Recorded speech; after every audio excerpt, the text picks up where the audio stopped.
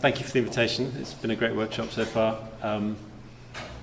My background is in political geography, particularly thinking about security and an interest I've developed over the last few years in the shift towards viewing health issues, especially supposedly global health issues, in terms of security or through a security prism. And the big question is, what kind of security issue? And what are the implications of thinking about things in this way? So I think one of the most interesting and most influential resources for thinking about this has been Michel Foucault's lecture series on security, territory, population, first given in 1978, which has been translated into English and published in 2007. And it's given rise to another kind of wave of interest in governmentality, especially in relation to questions of security, of globalization. And in this lecture course, he connects his idea of security, particularly with the idea of governmentality and the rise of liberalism. And in the subsequent lecture course, both of Biopolitics, given the year after, he talks about the shift to neoliberalism. And I find this quite a useful resource for thinking about these kind of issues. So in Security, Territory, Population, in the famous Governmentality lecture, which has been available in English for many years, he says governmentality is an ensemble of institutions, procedures, analyses and reflections, calculations and tactics that has population as its main target and apparatuses of security as its essential mechanism. Now that may be fairly jargonistic and requiring all kinds of translation and decoding, but Foucault's arguing, focusing particularly in the 18th century, a shift in practices of government from a logic of sovereignty, which is about control of territory, towards the management of population, and especially processes of circulation. So that's been a very interesting theme in a number of the papers that we've heard, I think, over the last couple of days. Well, his term apparatuses, in an interview in 1977, he said, "I understand by the term apparatus a sort of, shall we say, so conceptual precision, kind of formation which has as its major function at a given historical moment that of responding to an urgent need." Now, the apparatuses of security, he says, are particularly concerned with these problems of circulation, and he's trying to diagnose a kind of generic level of thinking about government, what it means to govern, which appears in relation to lots of different phenomena in the 18th century, whether it's town planning, crime control, management of diseases and epidemics, that across these, and here he's actually talking about town planning, but French town planning in the 18th century, but it's a kind of phrase that is characteristic of governmentality, and this his idea of security, that in other words it was a matter of organizing circulation, eliminating its dangerous elements, making a division between good and bad circulation, maximizing the good circulation by diminishing the bad. And this is a passage that a lot of authors in, for example, international relations have discovered, looking at the globalization and security agenda. But one of the great things, kind of meeting with historians, talking to historians, is always being reminded that this is, maybe not necessarily characteristic even of this particular period, and certainly the kind of neophile discussion of globalization as a new thing from the 1980s to 1990s, so on onwards. This is something that we've seen again and again, lots of different places and times. So I'm interested in thinking about this connection between HIV/AIDS and responses to HIV/AIDS, not just in terms of liberalism, but neoliberalism. Colleen O'Manique has called HIV/AIDS globalization's pandemic, because it emerged at a time of, it was recognized in the US, and it accelerated and highly affected society, sub-Saharan Africa, particularly at a time of structural adjustment. So there's a coincidence here, at least, and that part of the politics of responding to HIV/AIDS, certainly internationally and especially in places like the US, has been bound up with a critique of neoliberalism, the downsizing of the state, of public health and welfare. But at the same time, we've seen these kind of political economic shifts. Disease has been reintroduced as a kind of global issue in terms of discourses of security, which is perhaps quite characteristic of this neoliberal way of governing, it might be suggested. So on the one hand, infectious diseases by many key actors have increasingly been regarded as a security issue in terms of a global perspective. HIV/AIDS has also been politicized in relation to neoliberal programs via things like property rights and the controversy about access to antiretroviral treatment. Intellectual property rights of the late 1990s is absolutely characteristic of that. But this has produced a UN commitment in 2005 to universal access to services for prevention, treatment and care for HIV. The goal was by 2010. That's, the progress is often cited in lots of different ways. That obviously hasn't been reached, but the UN, I think, around this weekend is in the process of adopting a goal of reaching 15 million people with treatment by access to services for treatment, prevention and care by 2015. So we've got this kind of universalistic commitment, at least in terms of HIV/AIDS action, policy making at the global level, which is somewhat coming into question as a result of financial crisis and the kind of widely observed crisis of global health, as it's sometimes termed, where responding to HIV/AIDS implies increasing resources and spending, but we see budgets flatlining or even declining, and this is being debated in the UK right now. So the question of where the global response, where national responses head in a time of austerity is very much on the agenda. Okay, so back to 78, Foucault's security, territory, population. He identifies, again, this kind of generic phenomenon that becomes a concern for people thinking about practices of government.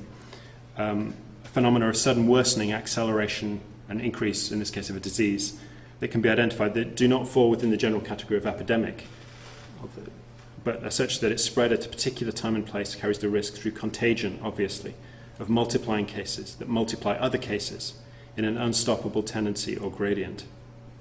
Now, I think we can maybe kind of slightly take issue with whether he's talking about the difference between endemic and epidemic here, but this idea of crisis, I think, is very relevant. And as he says, the crisis is this phenomenon of sudden circular bolting that can only be checked by a higher natural mechanism or by an artificial mechanism in governmental thought of the time. So if we kind of switch registers a little bit and look at this chart from the Health Protection Agency on the UK's HIV epidemic from the beginning of HIV in the UK, beginning of the 1980s, we can, at least at this level, pick out these moments that became treated, experienced and governed in crisis terms, the initial phase of responding to HIV. And then a process which Victoria Berridge describes as the normalization of HIV/AIDS after that initial kind of crisis response by the end of the 1980s. So the red line is diagnoses of HIV, the blue line is AIDS diagnoses, and the yellow line is deaths.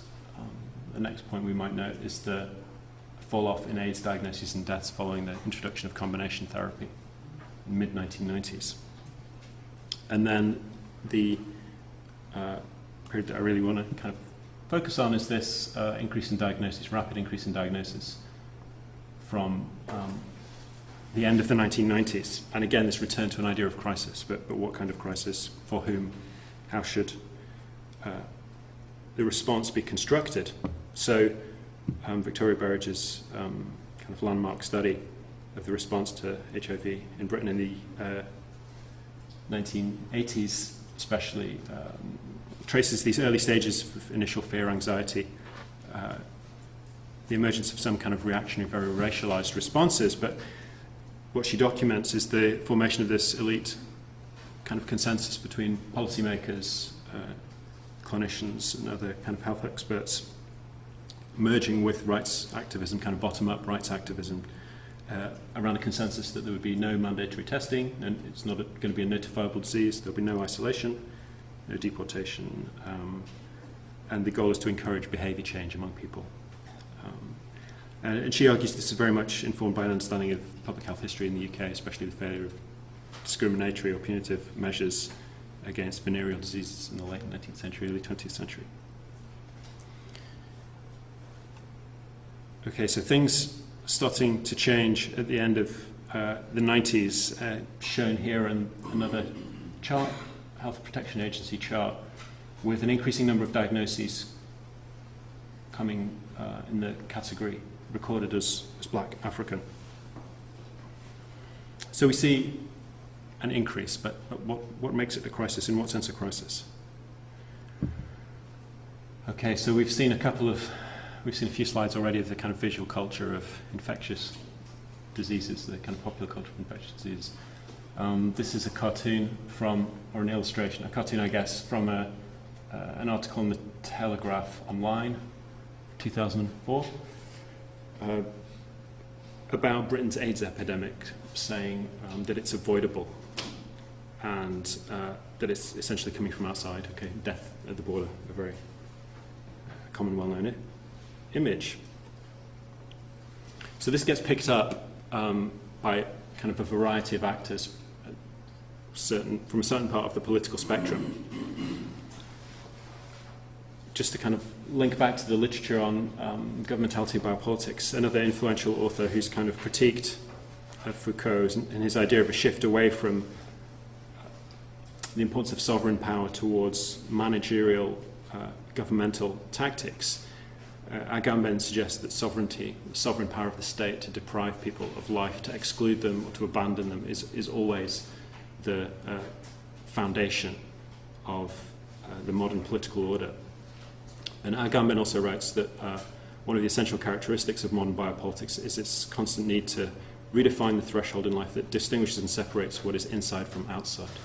And again, this is a kind of dynamic that's very well known to all of us, but Agamben's work's been quite suggested for a number of geographers who've connected this very clearly with kind of spatial dynamics, particularly imaginative geographies, but also the material organisation of space. So these kind of developments start to surface in press reporting in the late 1990s, and there are all of those issues of mobility, disease, and race that we've been talking about, connected with anxieties about the use of the welfare state, the NHS by outsiders, which also go back through the 20th century. And there are a number of strands coming through, and this slide just kind of enumerates them, and I guess they'll be kind of familiar either directly to people or as indicative of things that we've seen in a number of the other examples. So it's about unentitled people, it's those from outside, people who are illegal or illicit. There's a concern about health workers who are being recruited internationally into the NHS, and so on and so forth. Okay, let's skip that one. So in a previous paper, I've kind of linked this way of looking at things with William Walter's idea that I quite like, that he terms domopolitics, drawing on the term domus in terms of home, but also domo in terms of to dominate. And he uses this term to kind of talk about the homeland security state that is concerned with protecting the warm hearth of the home and the family from the threatening outside.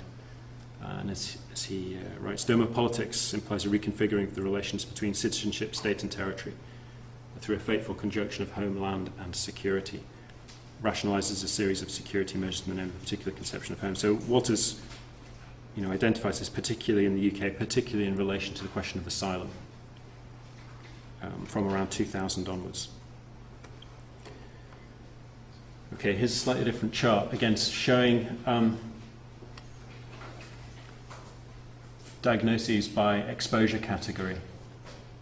And the key point, the thing which is politicized, or which seems to give rise to this politicization, is this, not just this rise, but the crossover where diagnoses of transmission through heterosexual contact overtake transmission between men who have sex with men, and the association of this with migration and asylum. So, in the words of one commentator, it's the foreigners we have to focus on. This is a piece of press commentary.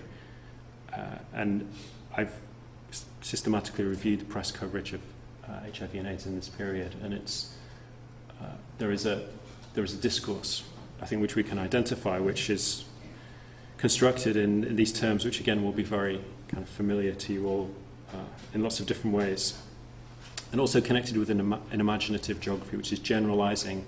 It's about the outside, the danger zones, but also a discourse about victims, sufferers, people in places who are afflicted, riddled, ridden or rife with HIV/AIDS. So the return of this pre-modern kind of biblical vocabulary after more than a decade of efforts to kind of destigmatize HIV/AIDS, to normalize it, the return of this very stigmatizing language. So if we kind of track it month by month, it goes like that, I think. There's about 350 articles, and if we kind of put the two graphs together, I don't want to imply that there's too much of a kind of deterministic relationship here, because it obviously depends on who does what, how things are defined, how things are prioritized, how they're framed. But the epidemic curves seems to be matched by a kind of issue cycle, at least at a media level. The precise kind of formulations that are in, especially editorials, are like these. I'm not going to read these out, but you get it.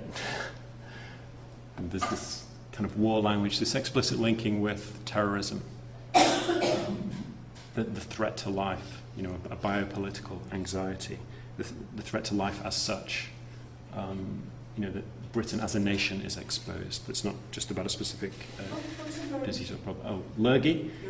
It's a colloquialism meaning infectious disease of some kind or other, often applied to flu, I think, but it's just a kind of means I've got something infectious. Nasty. Lurgy. Yeah. Lurgy meets terrorism, yeah. The kind of ideal threat.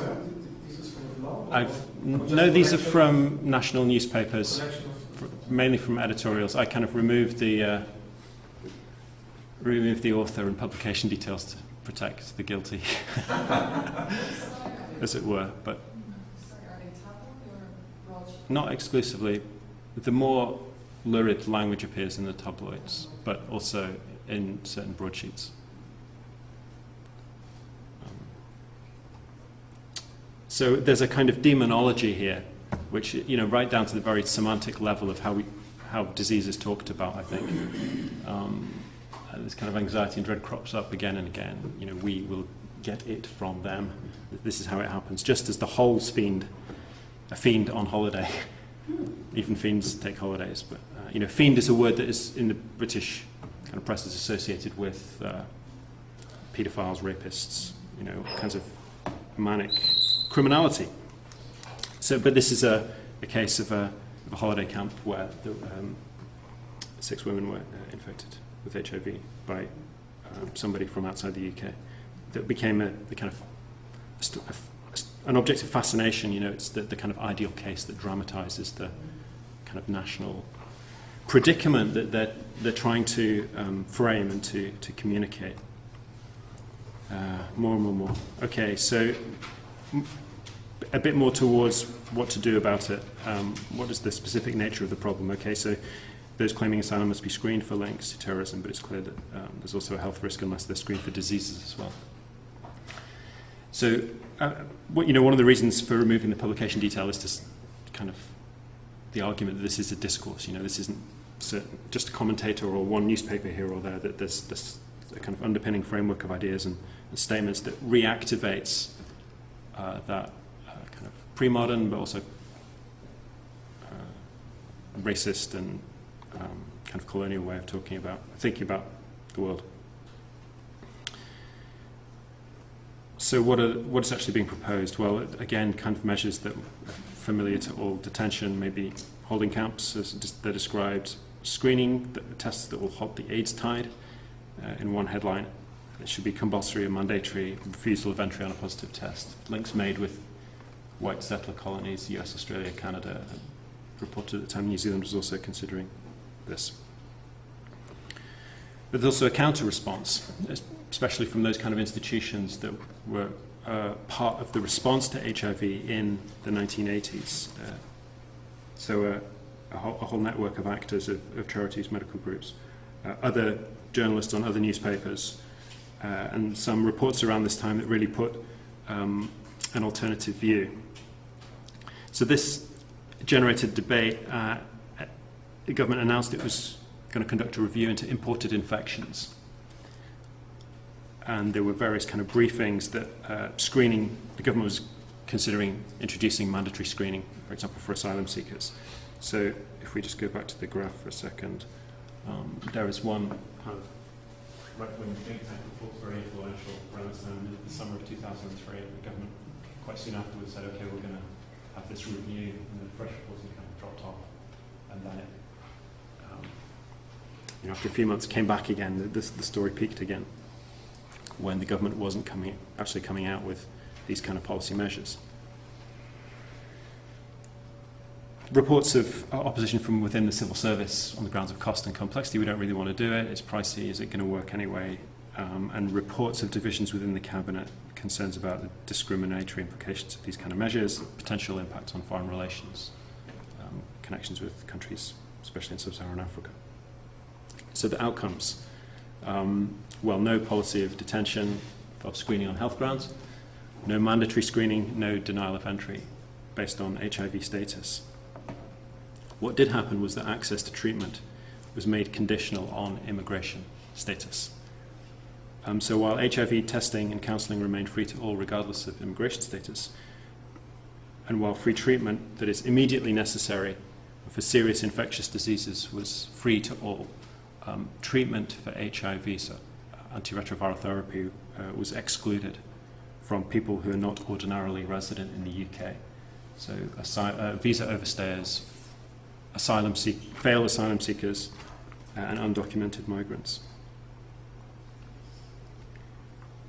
So again, there's a kind of response to these announcements from within public health, from within the HIV sector, and the critique of this policy of having an exclusion from access to treatment at the time when the UK is internationally backing this move towards universal access and the kind of universal aspirations of global HIV/AIDS relief. That the kind of problems identified at all sorts of levels about failing to provide care to patients in need, the global commitment, the public health imperative of maximizing treatment coverage so as to prevent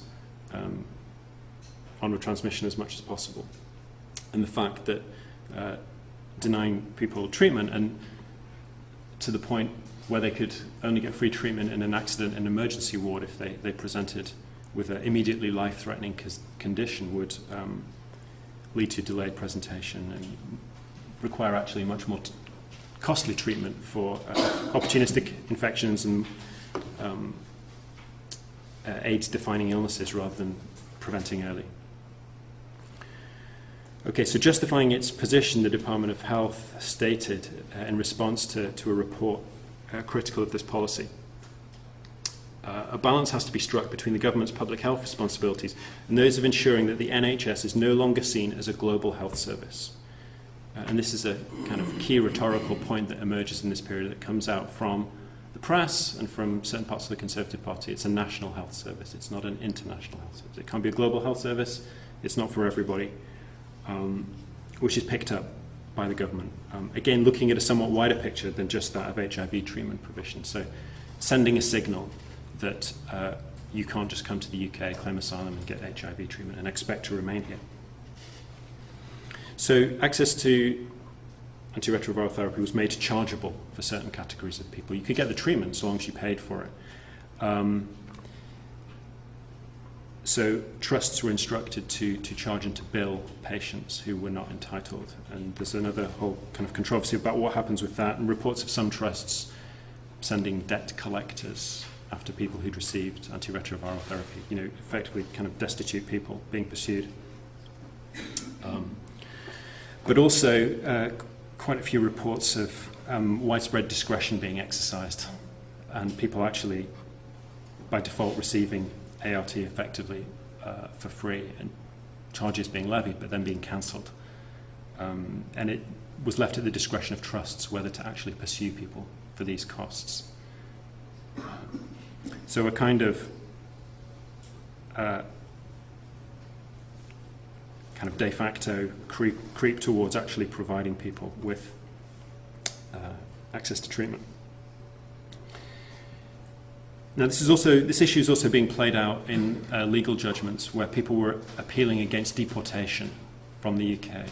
People who had failed claims for asylum had gone on to antiretroviral therapy, but then were being deported as their claims and appeals were resolved, making appeals on the basis that they were now receiving antiretroviral therapy and they would be deported back to a country where treatment was no longer available.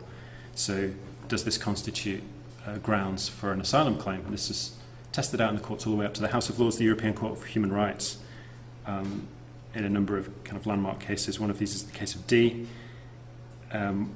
Following this case, the Home Office had instructed claims officers that leave to enter or remain in the UK had to be granted to people claiming asylum if there was credible medical evidence that the state of treatment in their own country was so limited that they would be subject to acute physical and mental suffering if the UK could be regarded as having assumed responsibility for that. So if they'd come into the system, then they could remain in the UK to receive that treatment. This was substantially narrowed following the case of N at the Court of Appeal in 2003, which determined that this was no longer really grounds to remain in the UK, and that to succeed a claim would have to be considered truly exceptional. And as this was articulated in the judgment of the court, since millions of people are in the same position without access to treatment in countries outside the UK, that was by definition not an exceptional case. So there's a play here, I think, on the idea that HIV is an exceptional disease requiring an exceptional response. That idea has been a big part of HIV/AIDS activism, to argue that certain kinds of provision, whether it's intellectual property rights, should be suspended, that a special case should be made. This requires a dedicated response. But when this comes up against immigration control and control of asylum, it seems to be asylum control that being tough on asylum, getting control of immigration seems to trump the public health or the human rights arguments that have been articulated, even though at the level of actual practice there's a lot of kind of discretionary ways of trying to enable people to access treatment. One indication that this is not a purely kind of juridical issue came in the individual judgments of the Lords in 2005, and this is just an extract from one of them, who said in making his ruling he'd been influenced by the consideration that to allow the appeal would risk drawing into the United Kingdom large numbers of people already suffering from HIV, in the hope that they could remain here indefinitely so that they could take the benefit of medical resources available in this country. The better course, one might have thought, would be for states to continue to concentrate their efforts on the steps which are currently being taken with the assistance of drug companies, to make the necessary medical care universally and freely available in the countries of the Third World, which are still suffering so much from the relentless scourge of HIV/AIDS. So this kind of trope of health tourism, the idea of being an asylum seeker in the UK is kind of attractive because you could get access to HIV, is something that's been kind of severely questioned, whether this is really a real phenomenon at all. And there's no convincing evidence has really been presented to substantiate that this is a serious problem on a meaningful level. But it remains a very kind of powerfully embedded trope in the discourse. Okay, so just another couple of comments on this aspect of discretion. A report from an episode in 2008, New Year's Day 2008, when Martinelli, head of the children's charity Bernardo, opened the letter he'd been waiting for. Inside were the names of 63 HIV-positive children and their families who had at last received a reprieve from the British government. They no longer faced deportation back to Malawi and Rwanda to an almost certain death. So again, these kind of specific cases being made for the immigration authorities, the Home Secretary, to exercise discretion to allow people to remain when they're not required to do so based on legal rulings that have been established.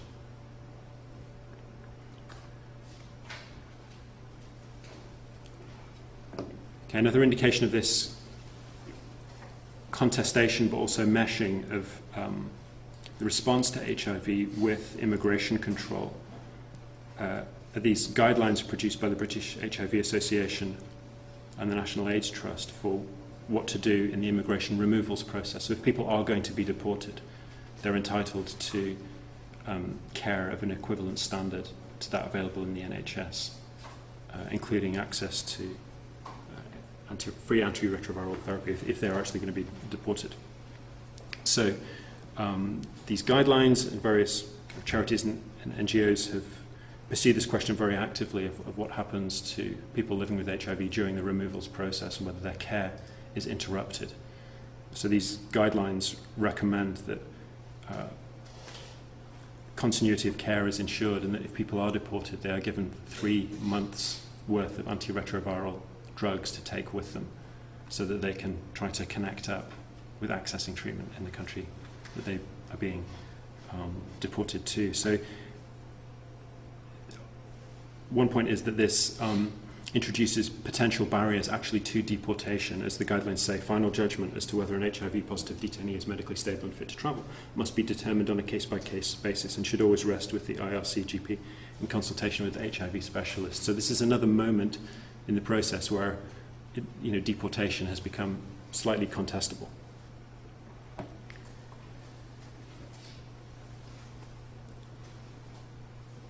Okay, so that kind of brings us closer to where the debate is at the moment.